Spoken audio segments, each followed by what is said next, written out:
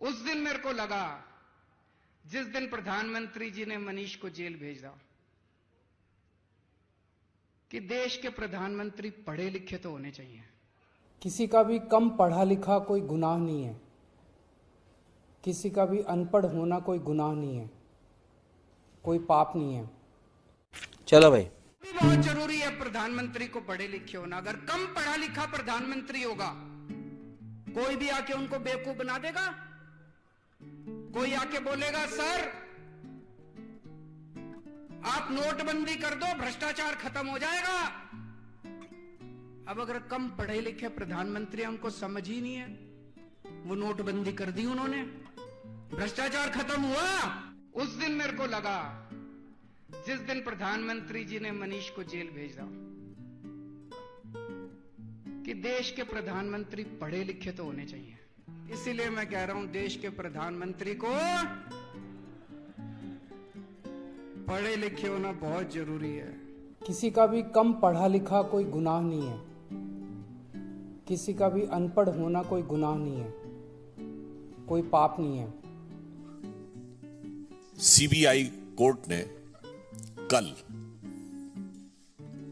आम आदमी पार्टी के दिल्ली के पूर्व उप मुख्यमंत्री मनीष सिसोदिया जी की जब बेल रिजेक्ट की है तो उसने उसमें कहा क्या है, मैं आपके सामने उद्धृत कर रहा हूं। I am referring in front of you. Additionally, the court noted that there were serious apprehensions of Sisodia destroying, tampering with evidence or even influencing some prime witness in case if he was released on bail.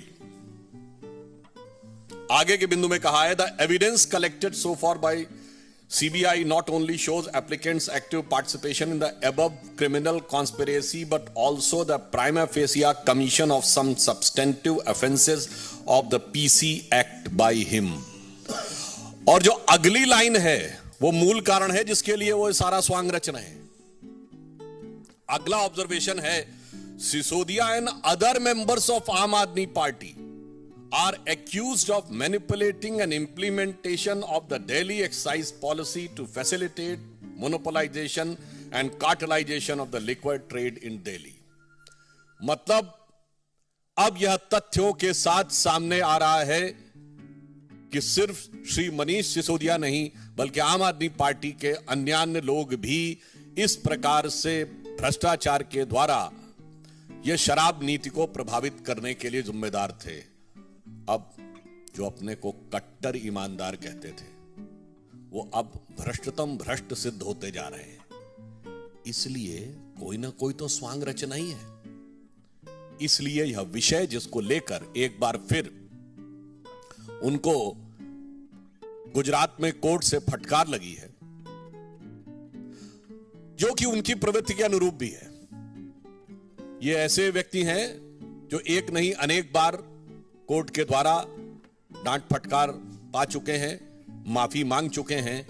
इसलिए विषय प्रधानमंत्री जी की degree का नहीं था, विषय तो इनके भ्रष्टाचार का था।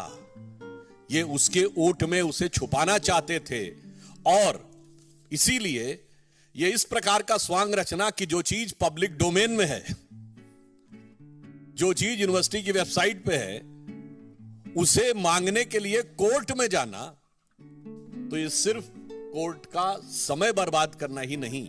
मैं कोर्ट का ऑब्जर्वेशन आपके सामने पुनः उसका मेंशन कर रहा हूं।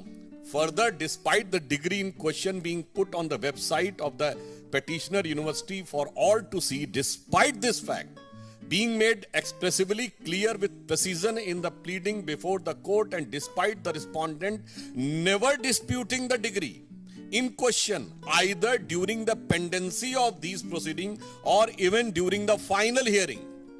यानी जब यह प्रक्रिया न्यायालय में चल रही थी, ना आपने कभी उस विषय का संज्ञान लिया, ना कोई आपत्ति दर्ज की और ना अंतिम निर्णय के समय किसी प्रकार की आपत्ति दर्ज की। And the respondent number 2 has persisted with the matter. This is one more reason to impose cost on the petition. इसका मतलब यह हो गया कि आपने सिर्फ और सिर्फ अदालत का वक्त जाया करने के लिए संवैधानिक उपकरणों को दुरुपयोग करने की दृष्टि से आपने काम किया।